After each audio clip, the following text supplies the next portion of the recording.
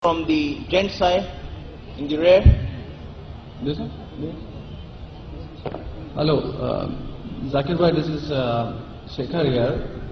I'm so grateful to the IRF that we get this opportunity to ask you some questions. And for the first time I've seen you, and I'm glad that I can ask you a simple question. I am a businessman, and one of my only hobby is studying religions. So one of them obviously being the Quran. So my question is fairly simple. Like I really liked what you spoke about Ayesha. That was a very wonderful thing that you said. So my question is fairly simple. I'll make it very small. But I really hope that I have the opportunity to cross-question you after you answer me on your answer. Thank you. So we see in Muslim book number 4, number 2127, wherein it says, a part of it that is, he stuck me, Ayesha, on the chest, which caused me pain. Further down, if you look at Mishkat al-Masabi, volume 2, page number 690, repeated again in Muslim book number 9, number 3506, a part of it, I'll just get to the point. Brother, can you repeat a bit slowly, if you can, a bit loudly? Because I can't hear you very clearly. Okay. The Hadith of Sahih Muslim and then... Okay, the first part, Sahih Muslim, book number 4, number 207, where it said, he stuck me, that is Ayesha, on the chest, which caused me pain. Further, Mishkat al-Masabi, volume number 2, page number 690, Sahih Muslim, book number 9, number 3506, wherein Umar is trying to say to the Prophet, or rather trying to make him laugh. He says, Messenger of God, I wish you had seen the daughter of Khadija, where she asked me for extra money, and I got up and slapped her on the neck. God's messenger laughed and said, they are around me, as you see, asking for extra money. Abu Bakar then got up, went to Ayesha and slapped her on the neck, and Umar did the same to Hafsa. Now we see something of a pattern coming in.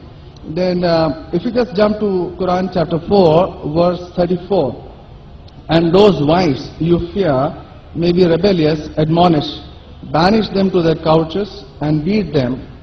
Now, as I understand from your talk, that there is equal punishment for both man and woman. I'm not contending whether they should be beaten or not. My point is, what is the right of the woman if the man is wrong?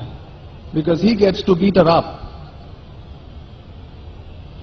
Brother asked a very good question, and I give you the right to cross-question me after the answer. Thank you. It is granted. The brother quoted Hadith of Sahih Muslim and Mishkat al-Masabi. Do you know the relationship between Hafsa and Hazrat Umar?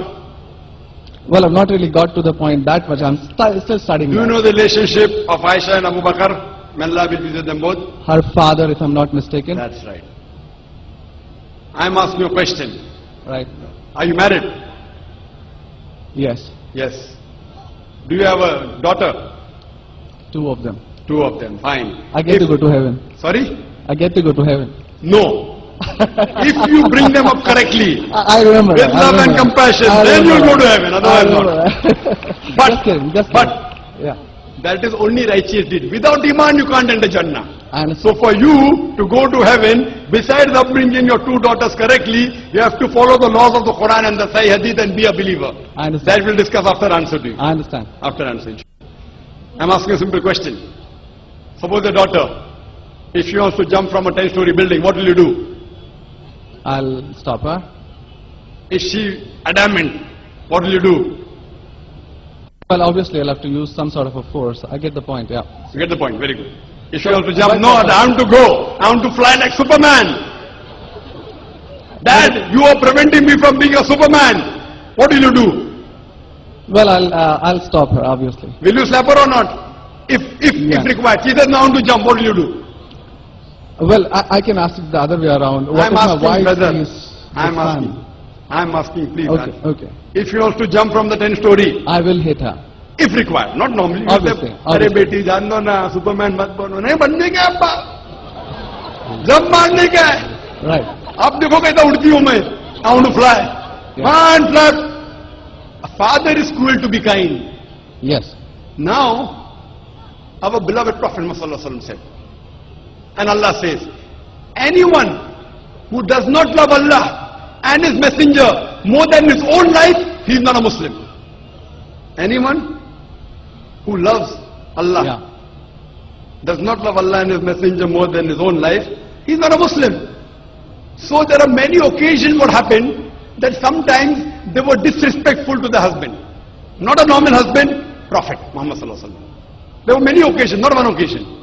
There are many occasions, Hazrat Umar may Allah be pleased with him, and Hazrat Abu Bakar may Allah. When they came to know that one of the wives has caused pain to the Prophet, they were the father-in-law of the Prophet.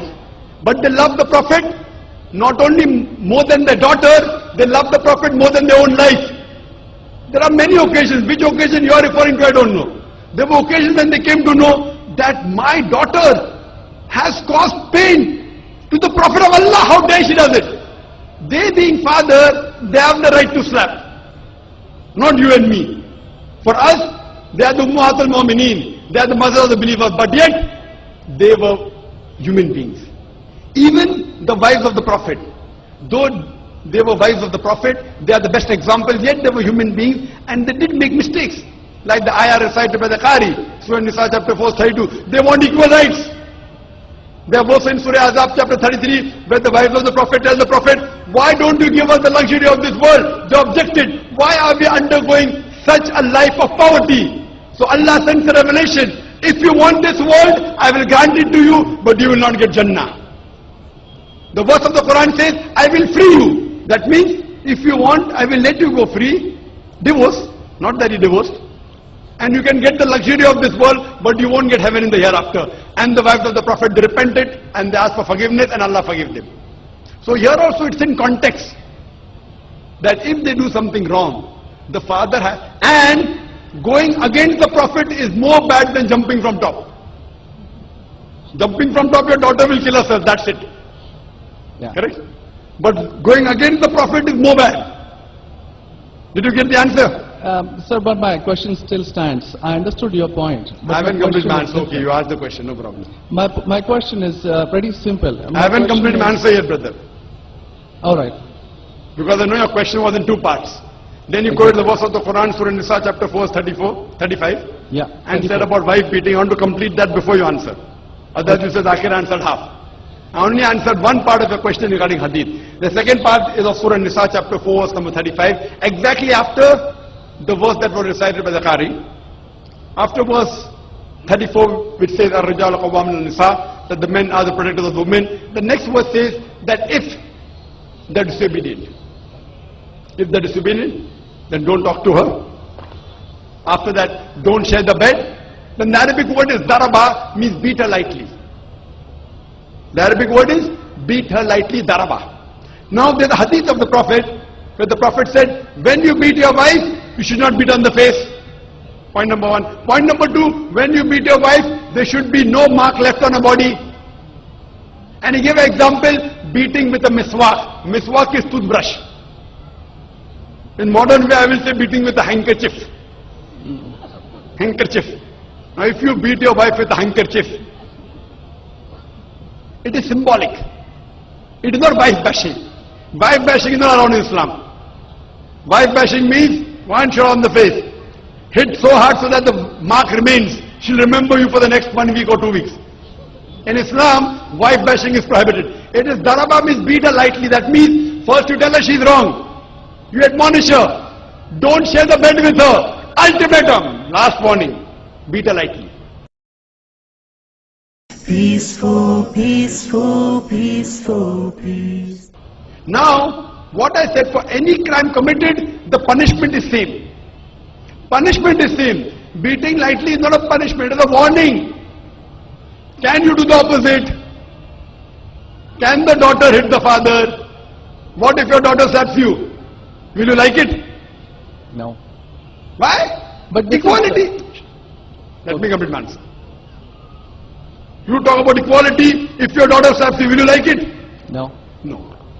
There may be occasion when you get lunatic, when you become very old, and if you want to jump and then she slaps you, I will agree with her, correct? Though you said, no, I am agreeing with you. I understand. I am helping you. You understand, but you don't understand me. No, I do. I am helping you. Okay. If you grow up and you become a lunatic, You become senile. You want to jump from the 10th story. Your daughter says, Abba, mat karo, don't do father. She may have to slap you. She is doing in good faith. Accept it. And now here, where a husband is giving a warning to the wife, if the wife does the same, what will the retaliation be? Imagine, suppose there's a massive person, bodybuilder comes and acts macho with you. If a small man comes, maybe you hit him. A macho person, Arnold Schwarzenegger comes and tells you something, will you hit him? Will you hit him? No. Though you may have a lot of guts, but Arnold Schwarzenegger, no. Why? Similarly, since Allah says in the previous verse, man has been given more strength to the woman. So a physical warning, a symbolic warning, a man can give to a woman can't give to a man. A woman can't. There are other things. There are other things she can do. Such as? Such as, for example, if she has to cook food in the house, it's the duty of the husband to get market. She can refuse to cook. If you don't get market, I will not cook. She can object. Very well. She can object saying, I will not cook. It's an objection on her part. If, for example, he is not offering salah is important, she can object nicely, with love and affection. My dear husband, please offer salah. Then she may get a little bit angry also. No, getting angry with husband is not allowed, unless it's for the sake of Allah and His Rasul. But not physical. She can't get physical. If she gets physical, there will be retaliation. It will never work. Imagine your wife slapping you. Will you leave her? Fine, you may say, Jaan do. But normally, so what do you realize? This is a symbolic beating.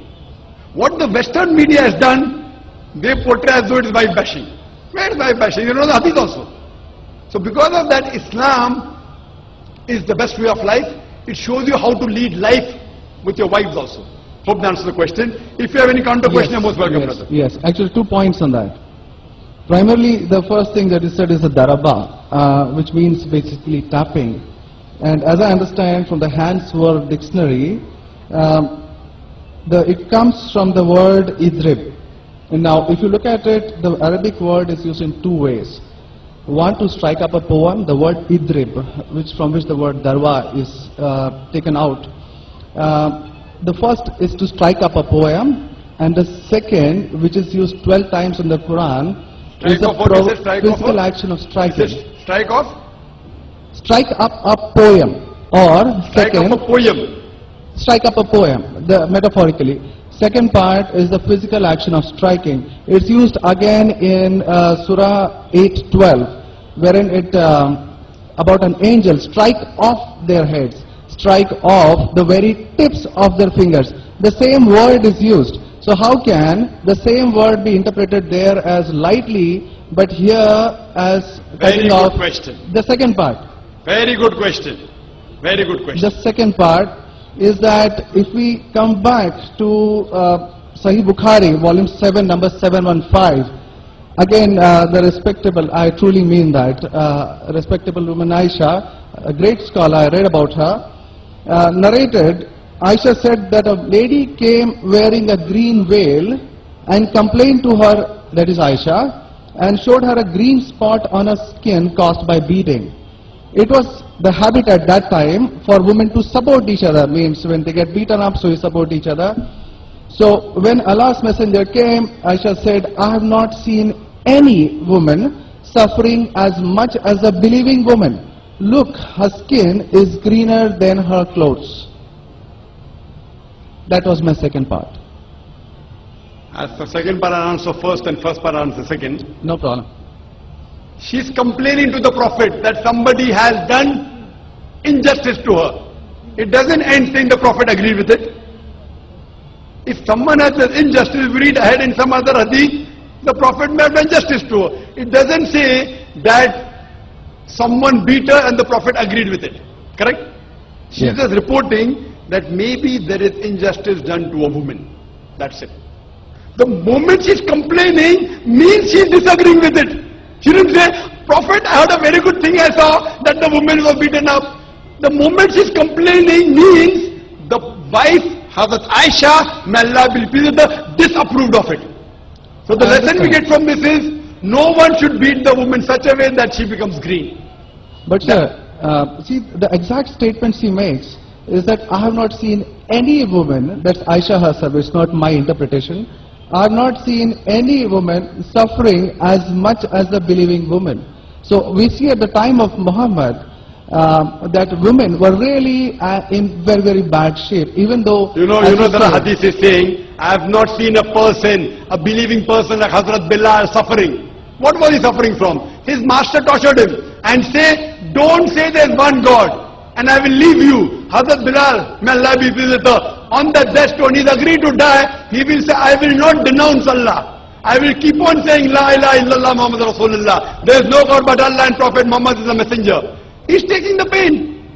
That means if I say Hazrat Bilal is the believer who is being tortured, that does not mean that what act that being done on Hazrat Bilal, may Allah be pleased with him, is right. It is wrong. But he is the believer who is taking the pain. In this context, we have to see the context and go to the Sharah.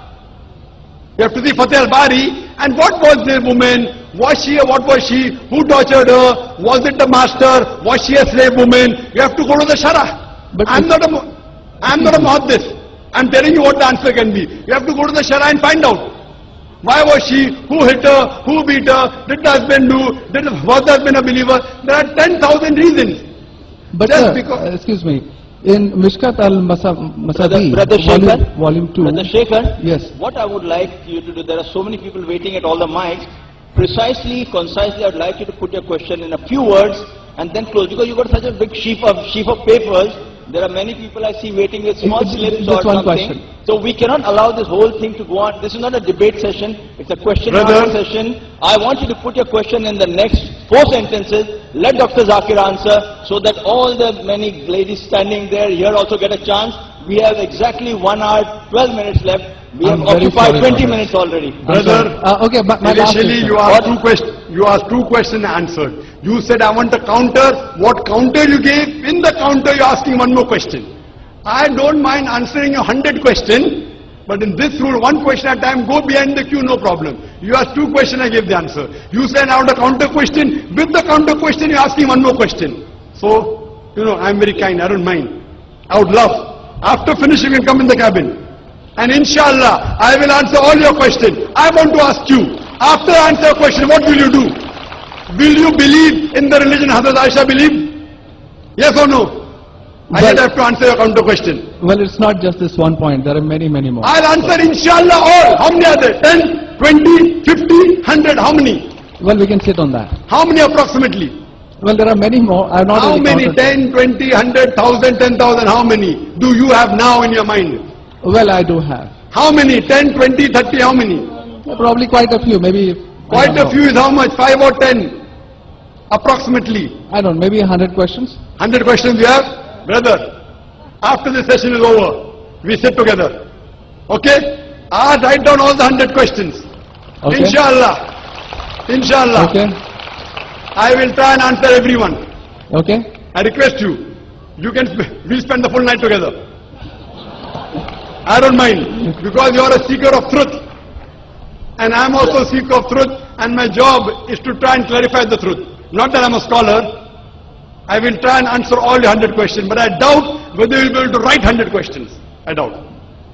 Coming to your main counter question, brother. Peaceful, peaceful, peaceful, peace. Counter question of yours is that daraba has got 2 meanings. One is type of the head. You ask me then how do you come to know which is correct? Correct? Exactly. The verse in the Qur'an is there in Surah Maryam, chapter number 3, verse number 47. Mary, may Allah be pleased with her, she says, when Archangel Gabriel says that you shall have a son. So she says, how shall I have a son when no man has touched me? How shall I have a son when no man has touched me? Now if you go to the Lugha, your hands were dictionary. Yes. All lanes, I believe you read my dictionaries. All this you get on internet. It's not difficult. You go on the internet and type, you get 100 questions against Islam. You get 100, you get 1,000. Very easy. Not that a person has done research. If you had done research, you would have come to know who was whose father and who was whose husband and mother, everything. But you go on the internet, you get this very easy. Now, the Arabic word masa has got two meanings. Physical touch, it means sexual touch. So when Mary, may Allah be pleased with her, she says, how shall I have a son when no man has touched me? It is understood as physical touch. It is not physical touch, it is sexual touch. Correct? Yes. Similarly, there are several verses in the Quran. Now when there are 2-3 meanings, even both can be correct or one can be correct. To have more details, you go to the Hadith. Hadith is the commentary of the verse of the Quran. Correct? Yes. Maybe one verse, the same word has got two meanings. In that word, it means meaning number 1. In the second verse, it meaning number 2. Hadith is the commentary. So when we go to the Hadith of this Surah Nisa, chapter 4, verse 35, talking about Daraba, there the Prophet said, do not beat on the face. Do not leave a mark. Beat like a toothbrush. I gave the answer, but you were so much concentrating on the notes you have that you forgot my answer. If you have heard my answer, that if there are 2-3 meanings, all meaning may not be right. Maybe one is right, maybe 2 is right, maybe all 3 are right.